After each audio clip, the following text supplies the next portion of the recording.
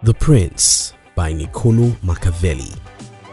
If you study the life and time of the Italian politician, diplomat, historian, writer and philosopher Niccolo Machiavelli, you'll discover that he was a voracious reader and one who isn't shy to strip out the ideals and drew examples from history. Machiavelli's major belief lies in the principle that anyone who ignores reality in an attempt to conjure up fantasy or live up to an ideal is doomed to get destroyed. He believed that emphasis shouldn't be placed on morals, rather the main focus should be on effectiveness. In short, for Machiavelli, the end justified the means. Knowing where Niccolo Machiavelli stands, The Prince is quite ruthless. However, there are many priceless lessons, especially entrepreneurial ones, to be gleaned from it. This video is about 5 most important lessons from The Prince. Ready for a 500-year-old course in life and entrepreneurship? Let's go! And don't forget to subscribe to our channel if you're new here, because we'll help you to discover secrets of success from good books and great people.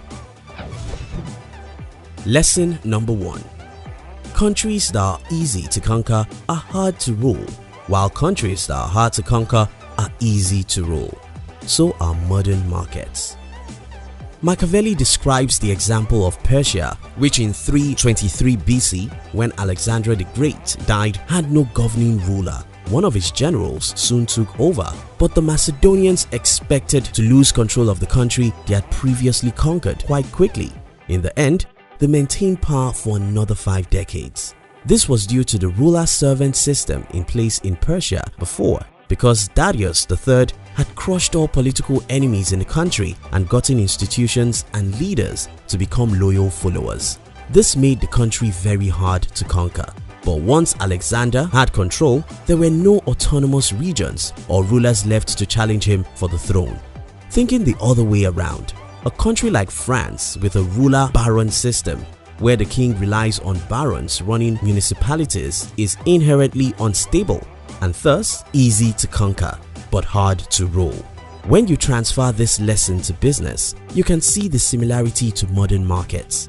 A new market with very few players is easy to dominate, but it's very hard to keep this dominance because of all the competition that comes after you once they've discovered it's a good market. On the other hand, if you enter a very competitive market, it's hard to become the industry leader, but once you do, you'll likely stay ahead for longer because less new parties enter after you. Lesson number 2.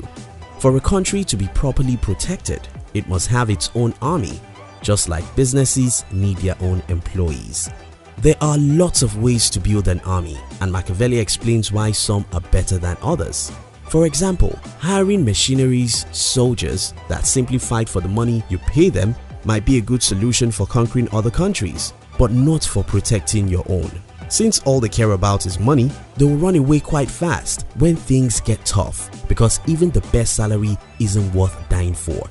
A capable mercenary general who can lead his troops into tough battle, however, might realize he can just as well lead them to fight against you. Since mercenaries are loyal only to money, they will empty your pockets in times of peace and be useless in times of war. The same holds true for auxiliary troops from fellow states, who tend to occupy your country after a victory in battle against a common enemy. What good are allies helping troops if they never leave? Just like a good country, a good business needs its own army. Many businesses today want majorly freelancers and temporary workers. Now, I'm not saying it's bad. However, if you really want to build something for the long term, you need to hire people who can love the game for a long time and not just the work. Lesson number 3. To be a good business leader, pick your advisors well and know when to listen and when to ignore them. Nobody knows everything. Every leader needs advisors to complement the areas in which he lacks skills. As a CEO who's good in finance and strategy, it's your job to pick great advisors in marketing and sales. You know what you're good at, so only you can pick the right people to help with those things you can't do. You also have to keep an eye on your advisors. While it's important to reward those who honestly and loyally serve you, sometimes advisors start scheming their way into power if your interests aren't on the same path as theirs. Remember, the most important part about having advisors is getting them to honestly speak their minds and knowing when to ignore them. If all they do is beat around the bush and avoid speaking up, there's something fishy going on. Also, you can't just constantly take advice, for soon everyone will think they can make your decisions for you. Having a board of directors and advisors is important, but ultimately you call the shots. Lesson number 4. Choose your friends carefully. The adage, "you are what you eat," should be replaced by "you are who you see." If you've ever noticed yourself starting to laugh like a close friend or beginning to use similar words and humor, that's just the beginning. Of course, while no man is an island, we are greatly influenced by the people we spend most of the time with. Mentors exist in your life mainly to teach, and friendships require far more time and effort and often turn out to be even more influential than the mentors you respect most. So be careful who you choose to be friends with. Lesson number 5. Devour the best of literature. It's no secret that intelligent people and those who are extremely successful are voracious readers. Reading sharpens your mind and keeps you abreast of the latest change, trends, and strategies of success. To exercise the intellect, the prince should read histories and study there the actions of illustrious men, Niccolo Machiavelli said. In a different voice but the same principles, Dr. Seuss wisely states, "The more that you read, the more things you will know. The more that you learn, the more places you will go." If you study the lives of influential people you admire a lot, don't be surprised to find out that most of them are avid readers. Special bonus. Hi success-driven people, we are so happy to have you here on our channel and we appreciate you for taking out time to watch our videos. Thank you. As bonus, we want to share with you one more lesson from the Prince. Lesson number 6. Never rest on your laurels. When Machiavelli talks about taking advantage of opportunities, he said, "A wise prince ought to observe some such rules and never in peaceful times stand idle."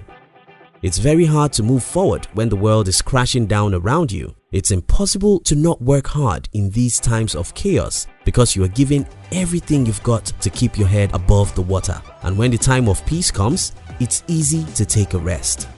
While I'm not saying that you don't deserve to rest, don't use all your time resting. Instead, remember that you create your own reality and the responsibility rests entirely on you. Follow these lessons with integrity and courage and enjoy the feeling of invisibility that Machiavelli's lessons instills in his readers. We appreciate you for staying till the end of this video. Thank you. Now, let's discuss. What lessons do you think I missed in this book? What points would you like to add?